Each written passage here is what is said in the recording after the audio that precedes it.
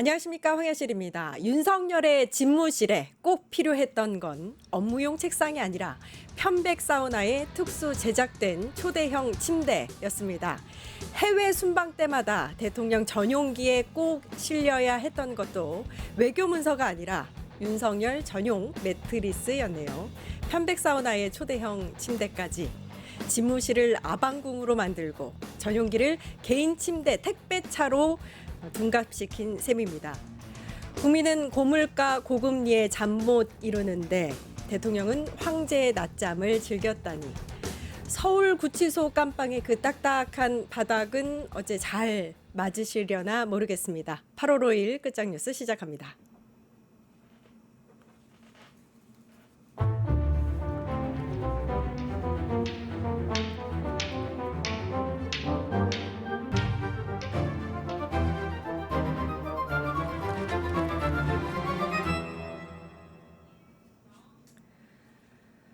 네, 김종대 전 의원과 외교 안보 정치 핵심 이슈들을 돌아보겠습니다. 김종대의 전략실, 김종대 전 정의당 의원님, 황방열 전 민주당 선대위 공보특보님 나와 계십니다. 안녕하세요. 안녕하세요. 안녕하십니까.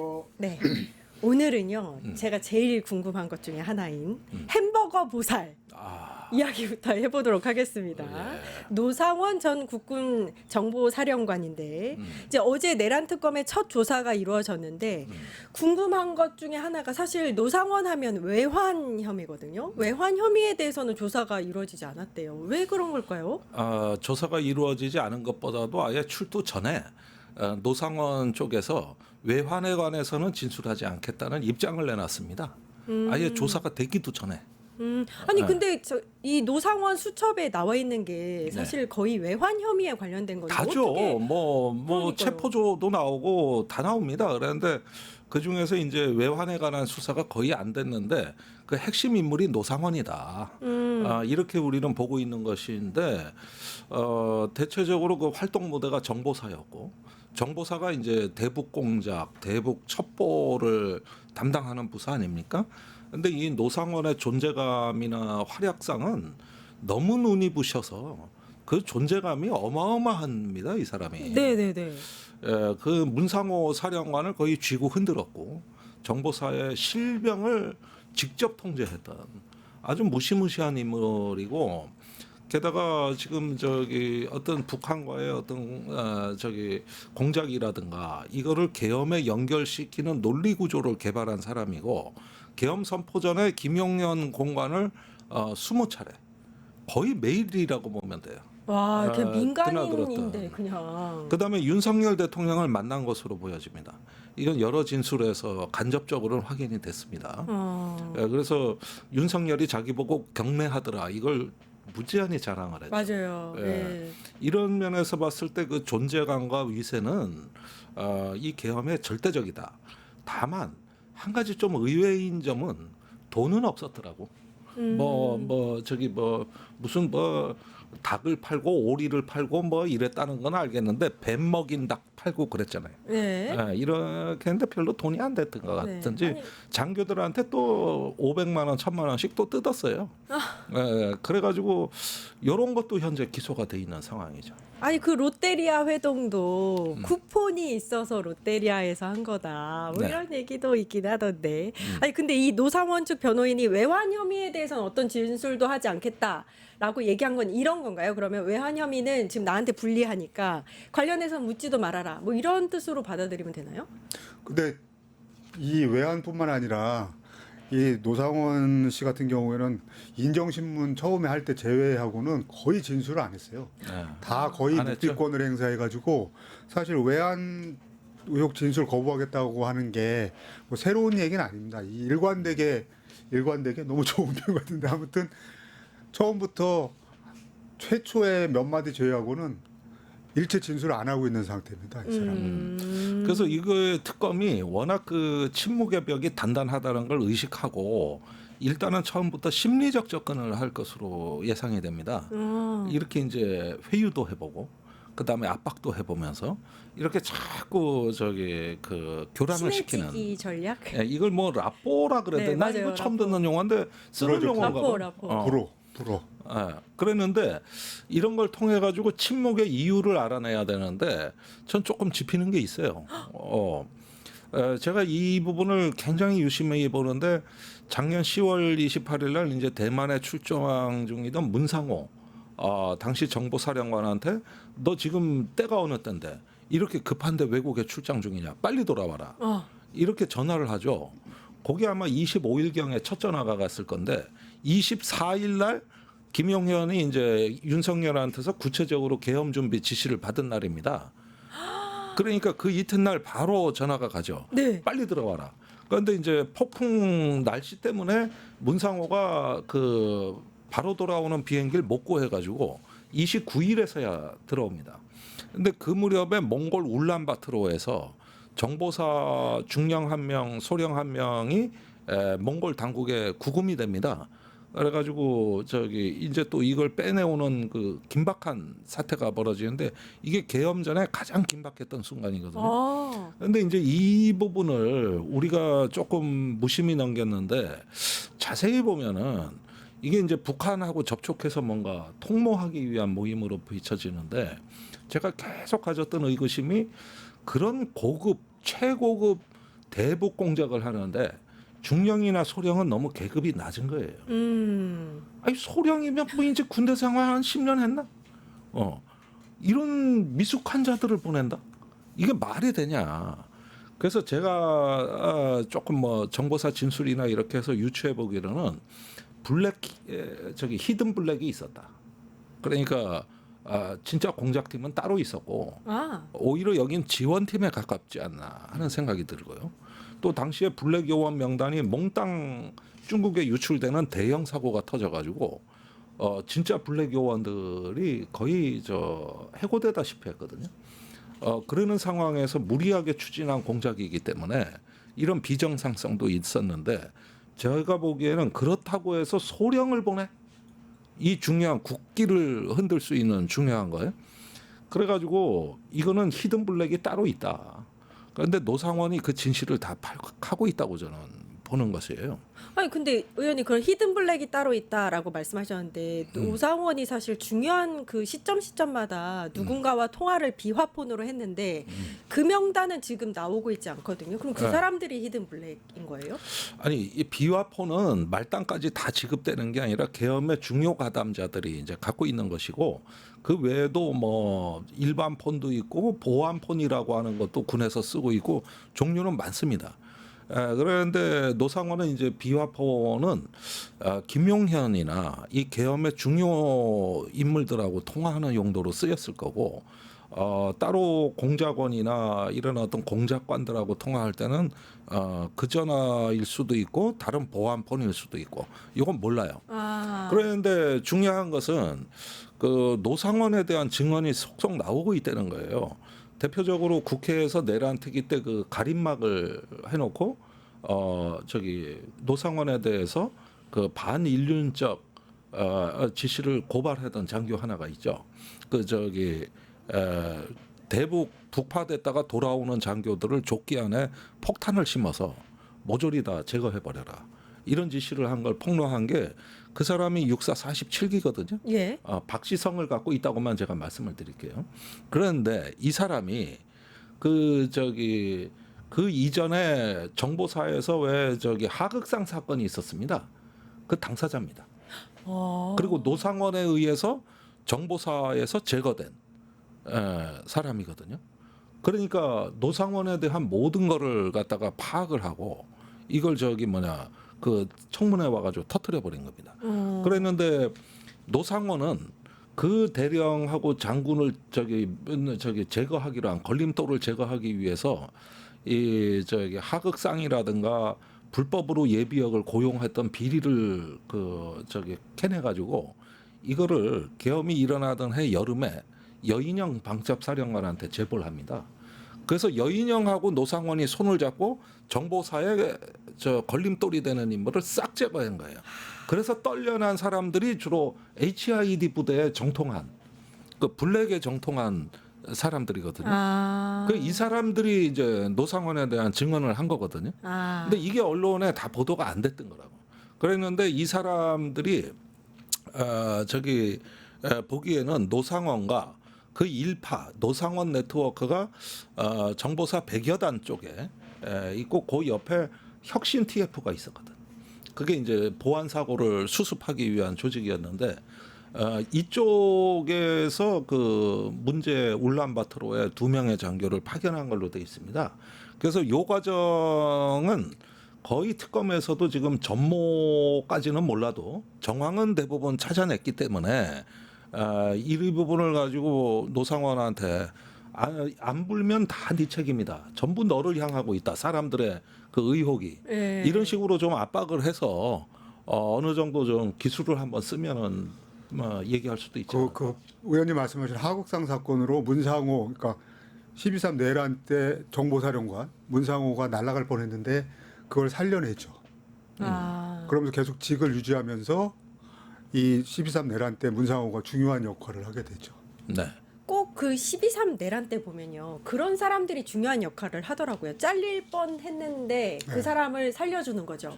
그리고 옆에서 이제 그런 일들을 시키는 듯한. 그렇죠. 그러니까 여기서 특징은 노상원과 HID 부대의 연관성을 주목하셔야 되는데 그 계엄이 일어나던 날 판교 그 정보사 100여 단에 40명의 인원이 모입니다. 거기가 뭐냐면 성관이 직원들 2건 씌우고 테이저건으로 타이로 묶고 그다음에 비원 벙커라고 그 수방사 구금 시설에 데려가고 그 중에 일부는 야구방맹이 갖고 공포 분위기 조성해서 문상호가 노태학 선관위원장을 신문할 때 뒤에 서 있으라고 하고 요 인물이 저 속초에서 온 HID 요원이에요. 그 팀입니다. 그랬는데 이 속초의 HID 요원 중에 무술 특기자만 선발했더라고 또. 와. 그러니까 봐봐요. 이 사람들은 수사도 모르고 법도 몰라. 그런데 무술 특기자야. 그럼 어디다 써먹겠느냐 이거야. 공포 분위기 조성해 써먹는 거거든요. 그리고 그 부대가 참고로 2023년 6월에 김태효 안보실 1차장이 방문한 부대입니다. 그 저 속초의 HID 부대에 왜 갔냐 김태효가 이거 논란이었잖아요. 네, 논란이었죠. 그 그때. 부대요, 그 부대. 그 부대입니다. 그래서 이런 어떤 그 HID 부대에서 무슨 일이 일어났었고 왜 계엄 때 이 사람들이 동원됐는가 이것도 외환과 더불어서 매우 중요한 대목인데 이 인원 선발에는 노상원이 직접 관여한 거거든요. 그래서 나중에 거기 속초에서 온 사람이 나는 수사 대상자도 아니고 왔는데 단장을 수행하라는 거예요. 그러면서 야구방맹이로 공포 분위기를 조성하라는 지시를 받았다.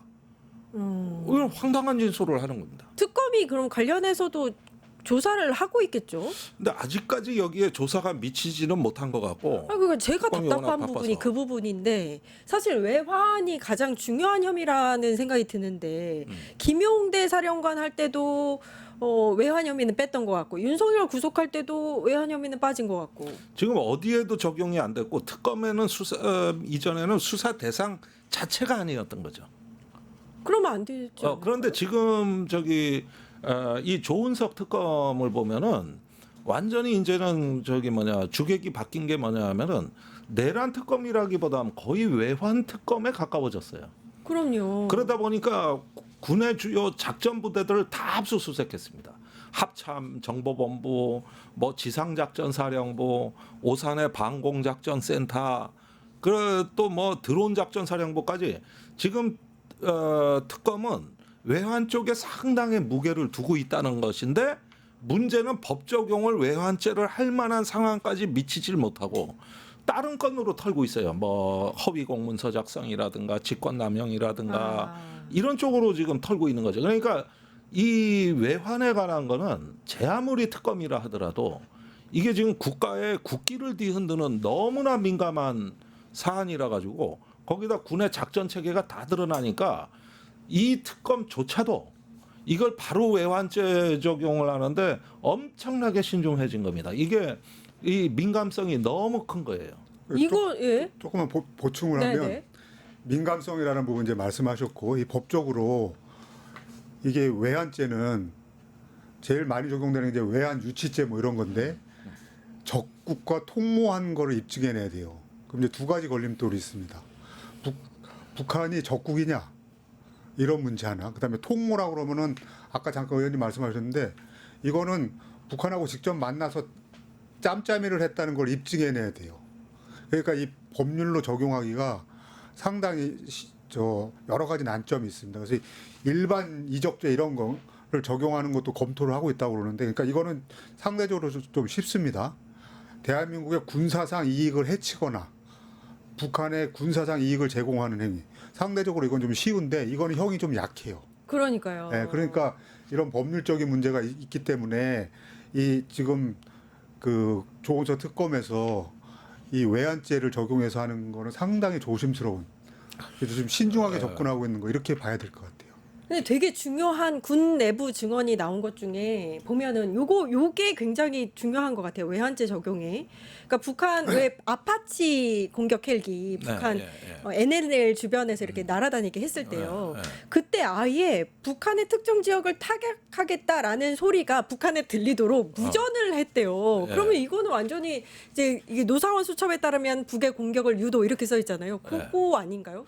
바로 그 작전? 대목입니다. 그 NLL에서 이제 평양에 이르는 거기가 북한으로서는 어떤 수도방위의 관문이거든요. 그러는데 방공 무기들이 밀집돼 있죠. 그러니까 과거에 그 구소련제 모델로 한 SA5라고 하는 우수한 그 방공 미사일이 있고 또 그거 외에도 어떤 대공포라든가 여러 가지가 아주 촘촘하게 돼 있는 아주마 세계에서 가장 군사 밀집도가 높은 지역이라고 보시면은 되는 거거든요.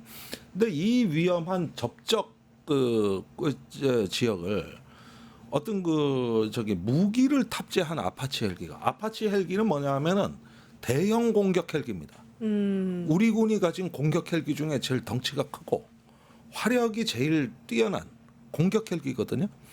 이게 뭐 탐지에서 벗어날 수가 없어요. 그 소음에다가 우람한 어떤 헬기가 이제 NLL을 비행하는데 북한의 군 진지하고 거리가 불과 2-3km 거리였거든요.